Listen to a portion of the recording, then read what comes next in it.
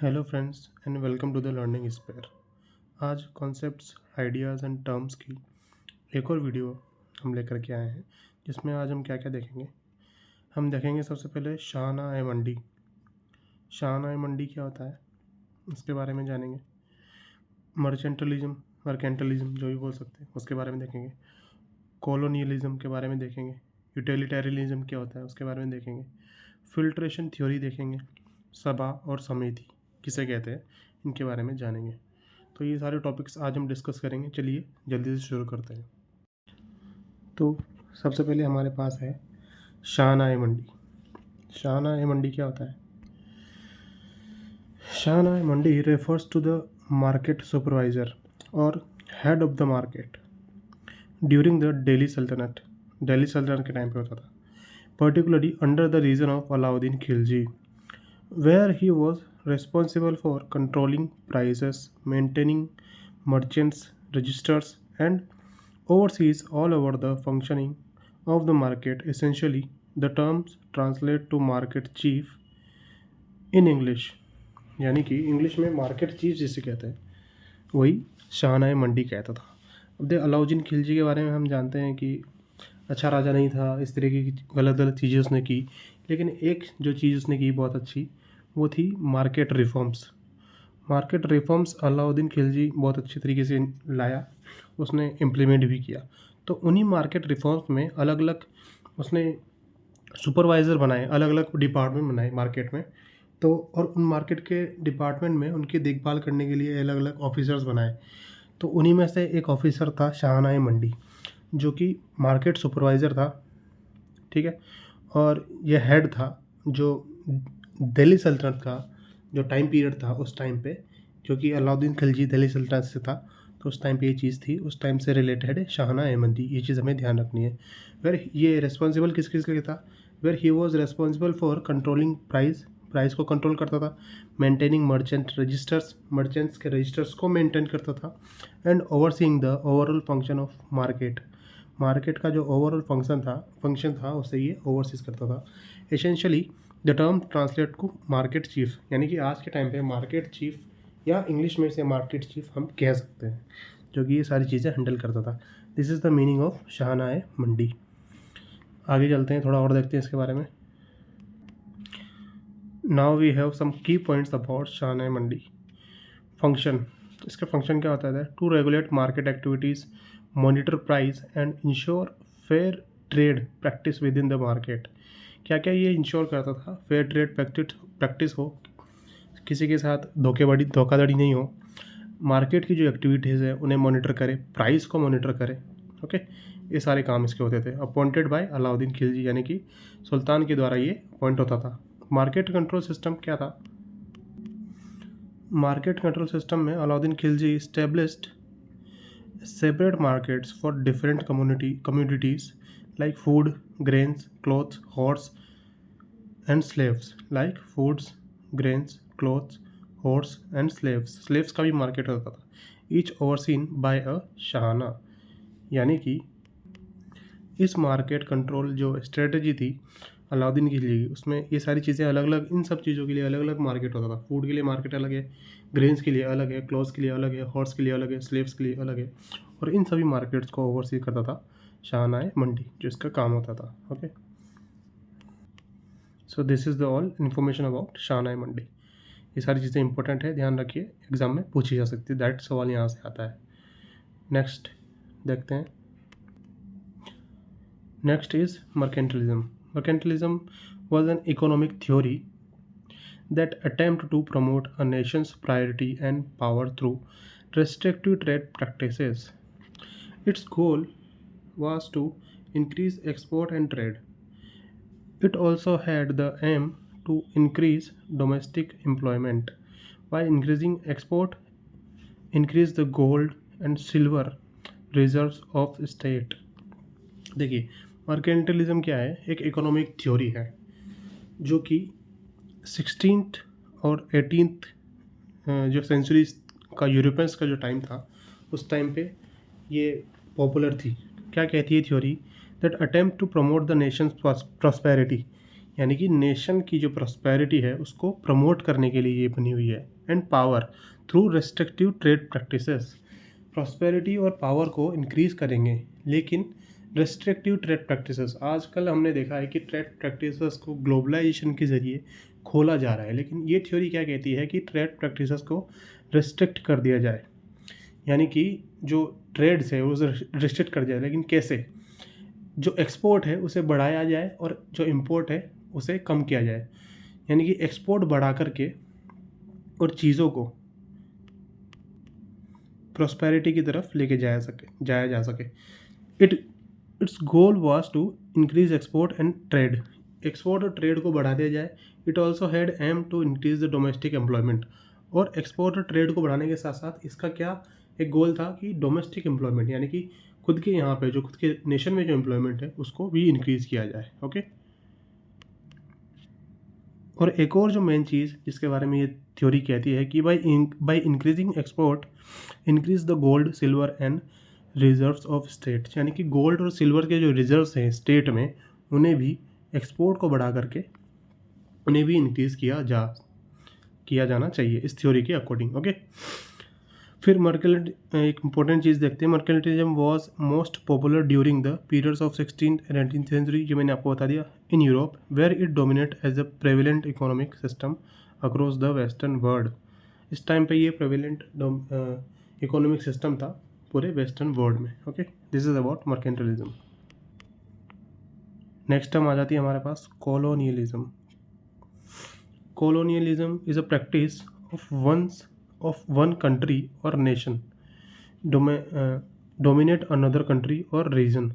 It can involve political, economical, social and cultural control. तो colonialism क्या है? एक प्रैक्टिस है, क्या है, जिसमें एक कंट्री, वन कंट्री और वन नेशन, यानी कि एक कंट्री डोमिनेट करती है अनदर कंट्री पे। एक कंट्री ए डोमिनेट करेगी कंट्री बी पे, किस तरीके से कंट्रोल करेगी? पॉलिटिकल, इकोनॉमिकल, सोशल और कल्चरल कंट्रोल। ये सारे कंट्रोल जो है वो कंट्री जो ए है जो डोमिनेट करेगी कंट्री बी पे, वो अपने हाथ में ले लेगी। इस तरीके की चीज़ को बोलते हैं, इस तरीके की प्रैक्टिस को बोलते हैं कॉलोनियलिज्म। ये सिंपल डेफिनेशन है, ठीक है। फिर colonialism can be involve the arrival of settlers from the colonize country, यानी कि जो कॉलोनाइज कंट्री यानी कि जिस कंट्री ने कॉलोनी बनाई है वहाँ के सेटलर्स भी वहाँ पे आ सकते हैं, वहाँ पे आके सेटल हो सकते हैं। Colonialism can involve the exploitation of conquered population, यानी कि जिस पॉपुलेशन पे, जिस कंट्री पे कॉलोनी बनाई गई है उस कंट्री की जो पॉपुलेशन है, यानी कि भी जो कंट्री है इसकी जो पॉपुलेशन है उसका एक्सप्लॉइटेशन भी हो सकता है, कॉलोनियलिज्म में हो सकता है। Colonialism can involve the use of resources from the conquered area to increase the colonizing countries power and wealth. जैसा कि हमने देखा था जैसा कि हमने देखा है हमारे यूरोप ने जब हमारे इंडिया पे कॉलोनी बनाया था, इंडिया को, बाकी सारे देशों को भी, जो ड्रेन ऑफ वेल्थ थ्योरी थी, यहाँ से जो वेल्थ, जितना भी सोना चांदी वगैरह ज़रूरी सामान होता था वो लेकर के यूरोप चले जाते थे। तो यहाँ पे जो रिसोर्सेज थे उनको एक्सप्लॉइट किया उन्होंने, ठीक है। तो वही चीज़ की बात हो रही है, can involve the use of resources conquered area increase the colonize country power and wealth, यानी कि पावर और वेल्थ किसकी इंक्रीज हो रही है? जो कंट्री ए है जो कॉलोनी बना रही है, और जो कॉलोनी बन रही है उसकी पावर और वेल्थ डिक्रीज हो रही है, वहाँ के रिसोर्सेज यूज़ कर रही है कंट्री। तो this is about colonialism. Okay, next है हमारा यूटिलिटेरियनिज्म। यूटिलिटेरियनिज्म क्या होता है? It's a theory of ethics according to which the morality of an action depends on how much happiness it produces and how much suffering it reduces. Utilitarianism is also called welfareism. यानी कि देखिए simple सी बात हो रही है, ये कि ethics है, एक नैतिकता बोल सकते हैं, इथिक्स है।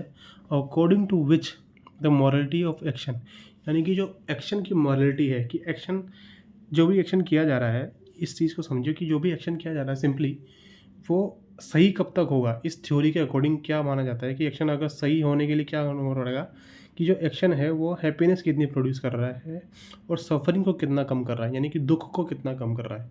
यदि कोई एक्शन हो रहा है और वो एक्शन सफरिंग को बिल्कुल ही कम कर दे रहा है और हैप्पीनेस को बिल्कुल बिल्कुल बढ़ा दे रहा है, तो वो एक्शन सही माना जाएगा यूटिलिटेरियनिज्म के अकॉर्डिंग।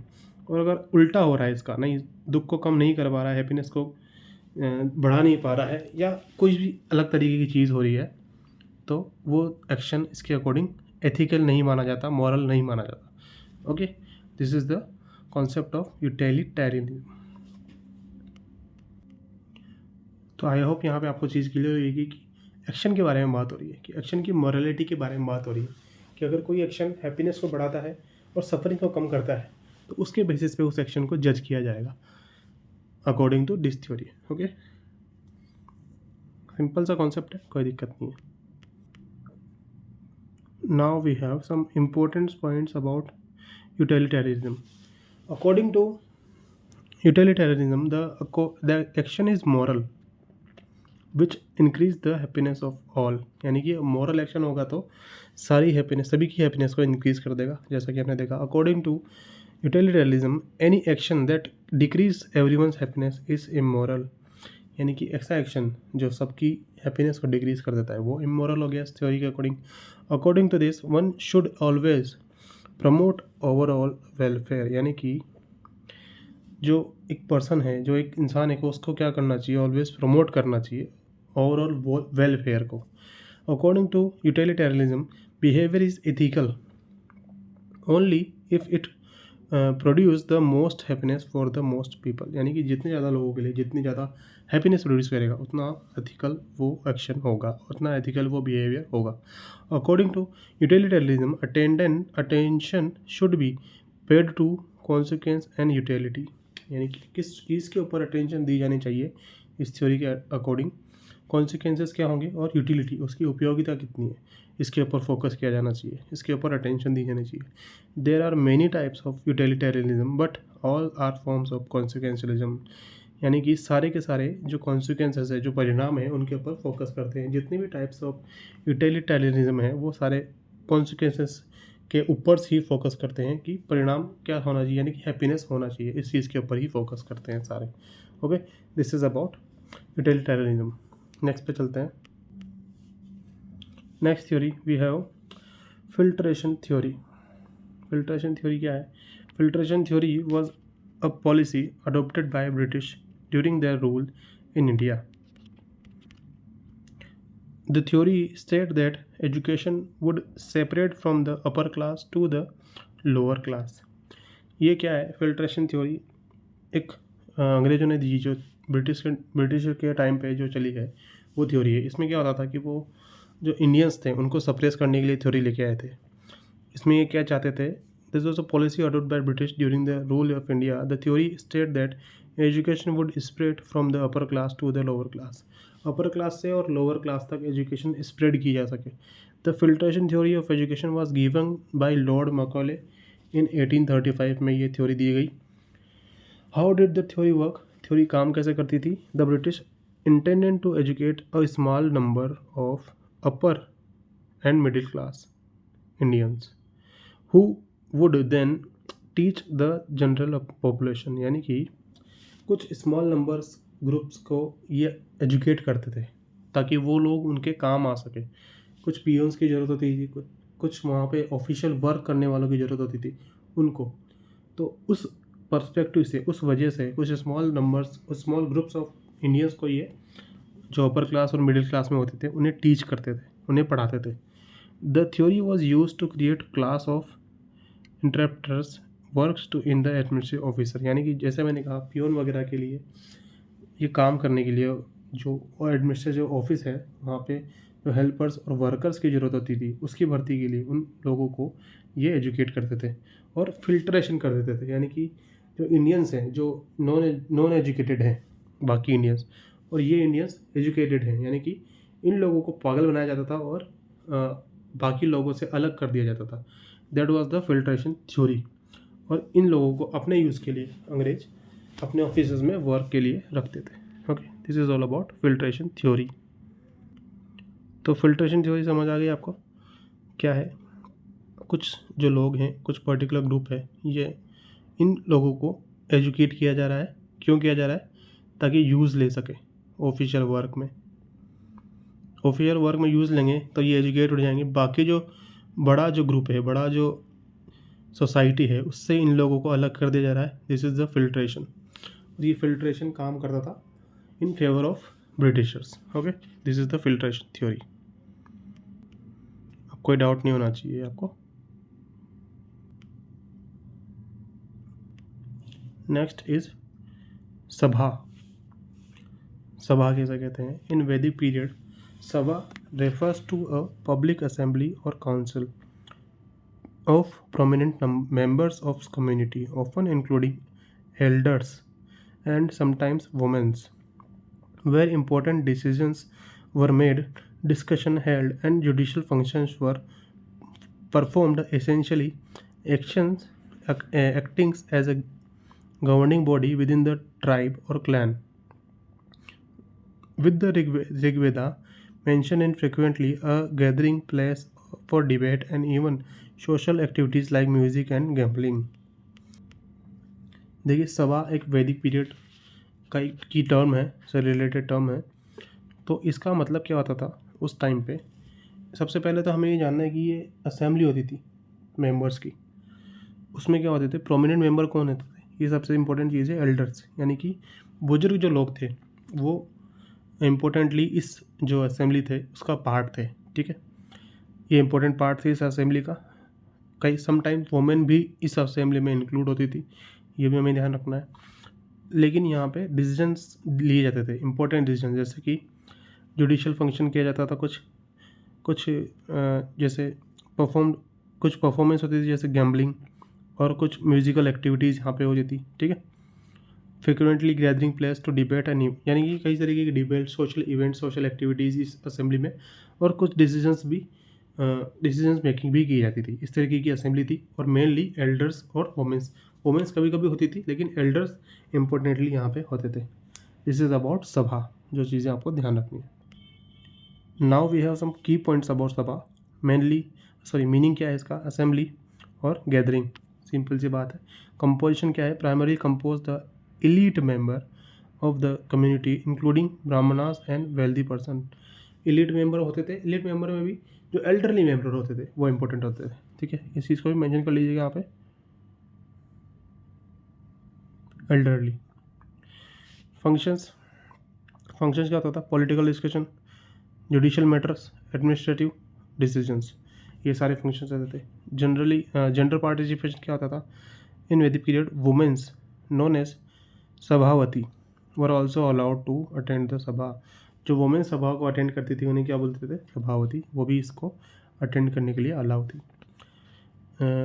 लेटर वैदिक पीरियड में while the sabha continued to exist women's participation same to decline, यानी कि लेटर वैदिक टाइम पे क्या हुआ? वुमेन्स का पार्टिसिपेशन डिक्लाइन हो गया इसमें, लेकिन sabha was continue. These are the key points about sabha. Next देखते हैं समिति।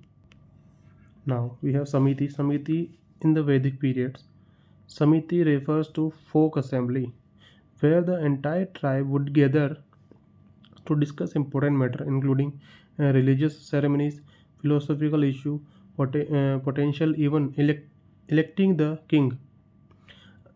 Essentially consider the national assembly of the people, with referencing primary appearing in the later books of the Rig Veda, indicate its growing significance toward the end of the early Vedic periods। यानी कि ये क्या है? सभी थी थोड़ी सी different है सभा से। सभा में क्या देख रहे हैं हम कि वहाँ पे सिंपल चीज़ें हो रही है, जैसे गांव में कहीं असेंबली बैठ गई और चीज़ें हो गई, डिसीजंस हो गए। लेकिन यहाँ पे क्या हो रहा है इस टाइम पे? ये एक फोक असेंबली की तरह देखा जा रहा है इसको, यानी कि लोकसभा जिसे हम बोलते हैं ना, लोक, फोक मतलब लोक, हिंदी में लोक बोलते हैं इसे, असेंबली मतलब सभा हो गया। तो ये एक लोकसभा की तरह है, where entire tribes would gather discuss, यानी कि सारी ट्राइब्स जो है वो गैदर हो रही है, डिस्कस कर रही है इंपॉर्टेंट मैटर, जैसे रिलीजियस सेरेमनीज के बारे में डिस्कस हो रहा है, फिलोसफिकल इश्यूज़ के बारे में डिस्कस हो रहा है। ठीक है, और कई बार जो इलेक्शन होता था किंग को भी इलेक्ट किया जाता था। उस टाइम पे किंग की जो सिचुएशन थी वो ऐसी नहीं थी बस वो सिर्फ रक्षा करता था, जो बाकी सोसाइटी होती थी, कम्युनिटी थी, ट्राइब्स थी, उनको प्रोटेक्ट करने का काम करता था। तो वो किंग प्रोटेक्ट कौन करेगा, किंग कौन बनेगा, उसका डिसीजन भी इलेक्शन के ज़रिए इस सभा में होता था। ठीक है। Consider the national assembly of the people, यानी कि national assembly of the people भी इसे कंसिडर किया जा सकता था। With reference primary appearing the later books Rigveda indicate its growing significant towards the end of the early Vedic periods, यानी कि अर्ली वैदिक पीरियड्स के एंड के टाइम पे बुक्स में देखा जाता है, इसको मेंशन किया जाता है, ये ग्रोइंग कर रही थी। ठीक है। दिस वाज अबाउट समिति। Now we have some key points about समिति। मीनिंग क्या है? Assembly of people. ठीक है, इसका मीनिंग असेंबली ऑफ पीपल है। फिर फंक्शन क्या है? To discuss the decision on important tribal issues including potential election of the king. ये एक इम्पोर्टेंट फीचर था इसका, किंग का इलेक्शन इस समिति में होता था। कंपोजिशन क्या थी? Include the member of the tribe, include the common people भी इसमें होते थे। अनलाइकली द सभा which was more of N assembly of elders, यानी कि जैसा कि हमने देखा सभा जो थी जो सिर्फ एल्डर्स की असेंबली थी, लेकिन समिति में क्या था? कॉमन पीपल भी इंक्लूड किए जाते थे। ठीक है। Vedic text reference primary mention in the later chapter of the Rigveda के लेटर चैप्टर्स में प्राइमरी ये मेंशन की गई है। These are the key points about samiti. Okay, so this is all about today's video. आज की वीडियो आपको कैसी लगी प्लीज़ कमेंट करके ज़रूर बताइए, और ज़्यादा से ज़्यादा अपने जो दोस्त हैं उनके साथ ही वीडियो को शेयर कीजिए। ये सारी टर्म्स आपके लिए इम्पोर्टेंट है। सभा और समिति जो है, यहाँ से डायरेक्ट क्वेश्चन बनता है, यूजीसी नेट में भी बनता है, असिस्टेंट प्रोफेसर के एग्ज़ाम में बनता है, इवन यूपीएससी के एग्ज़ाम में भी यहाँ से क्वेश्चन बना हुआ है। तो ये इम्पोर्टेंट टॉपिक है। ये सारे टॉपिक जो टर्म्स हम करवा रहे हैं, ये सारे टर्म्स इंपॉर्टेंट है। ज़्यादा लोगों के साथ शेयर कीजिए, इन्हें ईजी से जो ईजीएस्ट वे होता है उसमें समझाने की कोशिश की जा रही है। कम टाइम में ज़्यादा पॉइंट्स के साथ में, ज़्यादा इंपॉर्टेंट पॉइंट्स के साथ चीज़ें कवर हो रही है, तो चीज़ें आप शेयर कीजिए, इंगेजमेंट बढ़िए। एक लाइक भी आपका मैटर करता है, और आप ज़्यादा से ज़्यादा लोगों के साथ शेयर करेंगे तो इंगेजमेंट बढ़ेगी। और